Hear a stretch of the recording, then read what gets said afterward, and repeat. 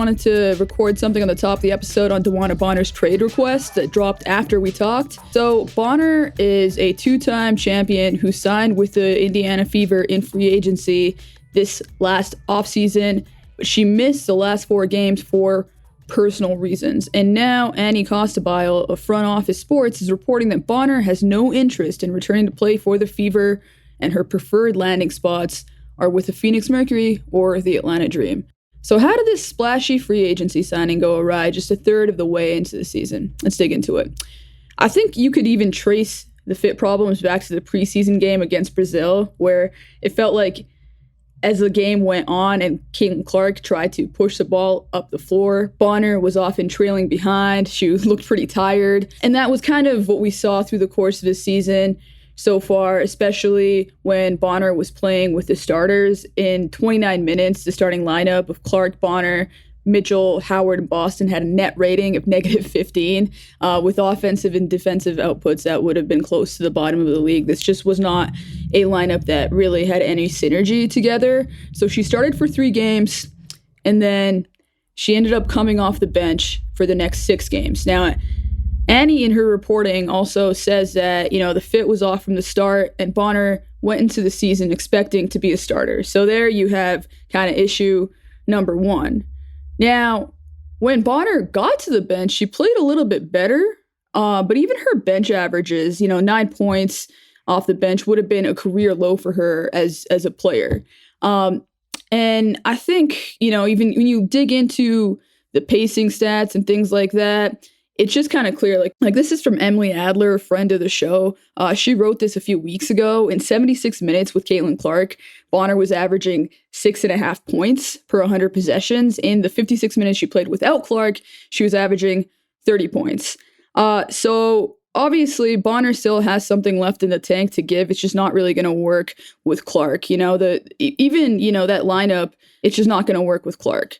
Beyond a matter of the fit, Lexi Hall, who replaced her in the starting lineup, is also in the midst of a career year. She's shooting a blistering 55% from 3. Her ability to sprint and space out to the corners, where she shoots 66%, it just fits perfectly with Clark's run and gun style, where Bonner was more of an on-ball creator and somebody who can shoot the 3, but definitely did not, make her mark in this league by shooting spot-up 3s. And she's 37 years old. There are still some ways that I think this combination could have worked. Like maybe you get Boston and Bonner on the floor together without Natasha Howard. You surround them with spacing. But ultimately, just given her lack of optimal fit next to the team's best player, it would have been really hard to picture Bonner in a lot of closing lineups, which is also probably a tough pill for her to swallow as, a 2-time champ, somebody who is the second oldest player in the WNBA. She is 37 years old.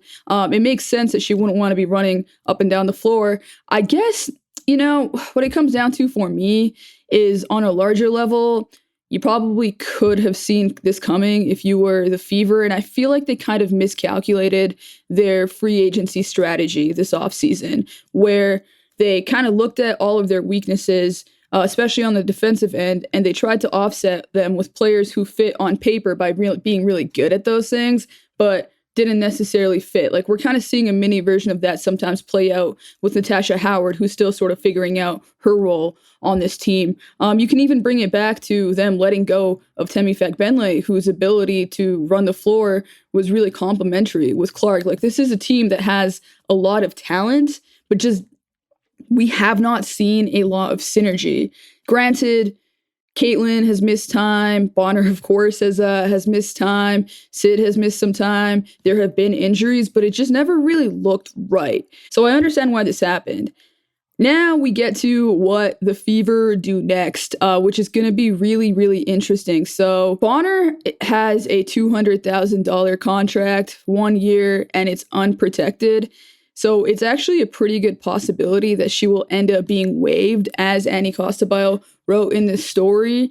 And really the only way, I think, for the Indiana Fever to get any solid return back for DeWanna Bonner is to try to convince Bonner and her camp, her agency, that she might not be able to get to the destination that she wants to get to. Now, there are some marginal ways that this could happen. Let's say there's a possibility that the Indiana Fever do waive her. The Chicago Sky, who were the third worst team in the WNBA last season, would be the first non-hard cap team to be able to make a play at her. They could potentially waive Courtney Vandersloot, who's out for the season with an ACL injury, and actually just absorb DeWanna Bonner's entire salary if they wanted to see if they could just try to salvage this season, and Bonner could potentially start at the 3 for them.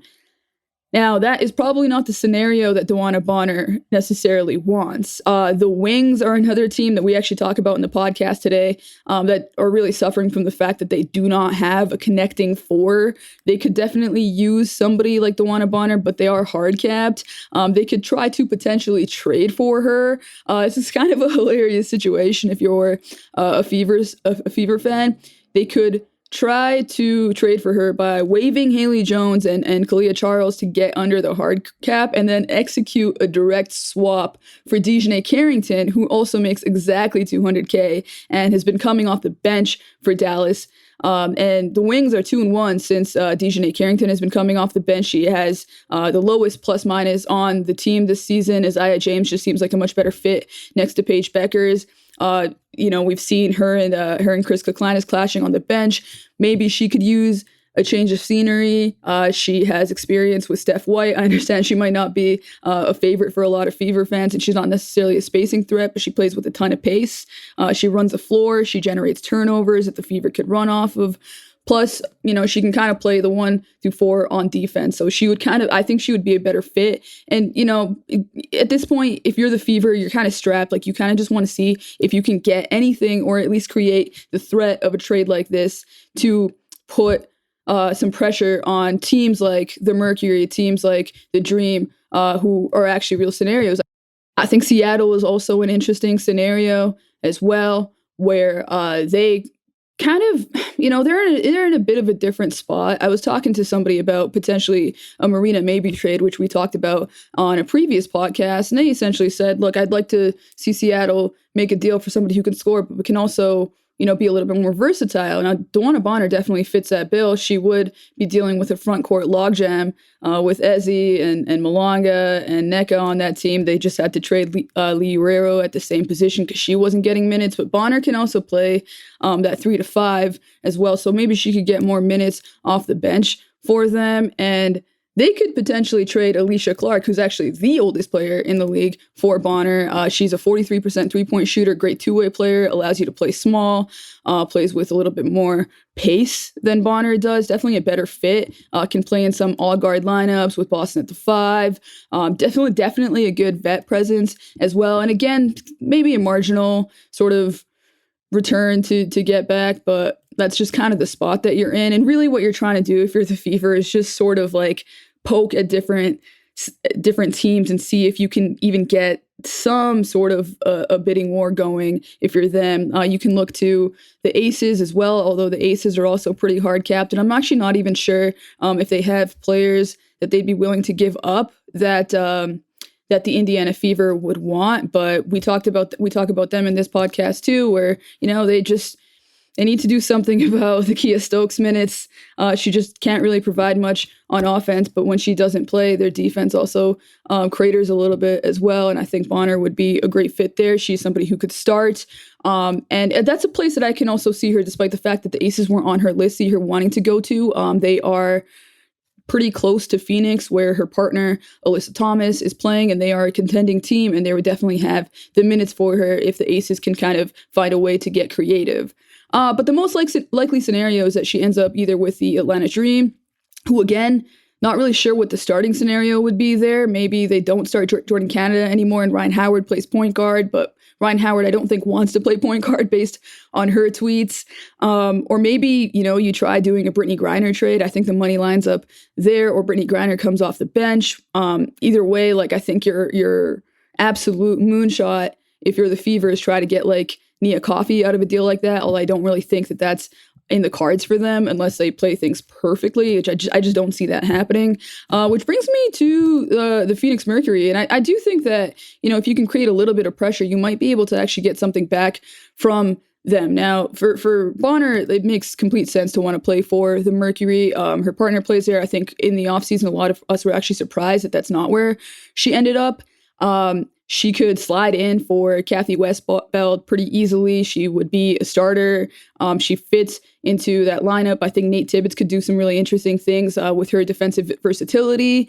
And frankly, like if they could actually get her, this is a trade that actually shakes up the entire order of the league because it would kind of get the Mercury closer to being on the level of the Lynx and the Liberty, who are kind of flying above everybody else. Maybe if you're the Mercury, you say, okay, you know what? We don't want to take the risk of waiving her. Maybe we can give up Kate Loxa. Maybe we can give up Alexi Held, who, by the way, are two players who have been fantastic for Phoenix this season, but are slowly getting less and less minutes as Kalia Copper works her way back from injury as well. I think Loxa would be incredible. I think you could try to get Sammy Whitcomb if you can't get either of those two players. But those are kind of your trade scenarios. Now, in the more likely reality that she gets waived, then if you're the Indiana Fever, I think your dream scenario is you get cap space back. You'll get about $135,000 to $140,000 back in cap space. It would just basically prorate DeWanna Bonner's contract and get that back. So what you can do is you can sign Arie McDonald sooner than you would have, because right now they would have had to wait until about the middle of the season to actually sign her. So you go and do that right away. And then you can also potentially try to make a run at Emma Miesemann after Eurobasket ends. She's a fantastic player, 6'4" center for Belgium. She can shoot the ball. She's an incredibly creative scorer and playmaker, just a really fun player to watch. She's an 8-year WNBA vet that's just been playing overseas and, could potentially decide to come over after Eurobasket's done. The problem, though, is that Miesemann would likely expect to be in a starting role, and I'm not sure that Indiana can accommodate that unless they kind of go like super, super big and play her at the 3. And I'm not sure if that's something that's in her game. I truly don't know. I think it would be kind of wacky.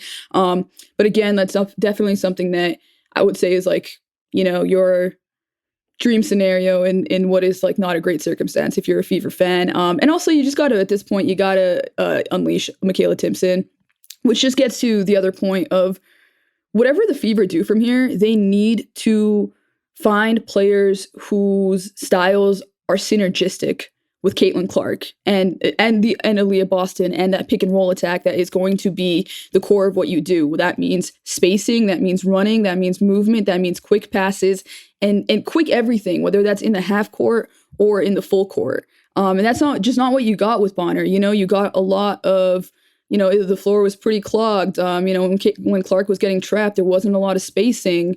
It just wasn't really a good fit. So you want to get away from that. And there's a couple options there. Like maybe there's a possibility that you just wait it out and see who else becomes available on the waiver market, especially as players trickle back in from Eurobasket. Like maybe I don't know if this necessarily would happen because she has been really, really great for them, but they waived her in the preseason after she was already really, really great for them. Letitia Ami here could potentially be available. She's currently playing for the Valkyries, but when Temi Fag-Benley and Janelle Salon and Chechi Zandalicini and Julie Van Leeuwen and all of their players return from Eurobasket, she's potentially somebody who could be available. I think Chloe Bibby is somebody who could potentially be available as well. But again, really, like if you are Indiana now, you're kind of in the scenario where look, you have your starting lineup and the mechanisms by which you got there did cost you DeWanna Bonner, who just does not seem to want to come off the bench for this team. And now what you're trying to do is salvage what you can and fill out the rest of your rotation with some depth. And I don't know exactly what the method is here, but I think, you just got to kind of keep your eyes peeled and go for basically every opportunity you possibly have. I'm curious to see what happens from here. This is definitely going to be an ongoing story, and we'll kind of keep covering it as it develops.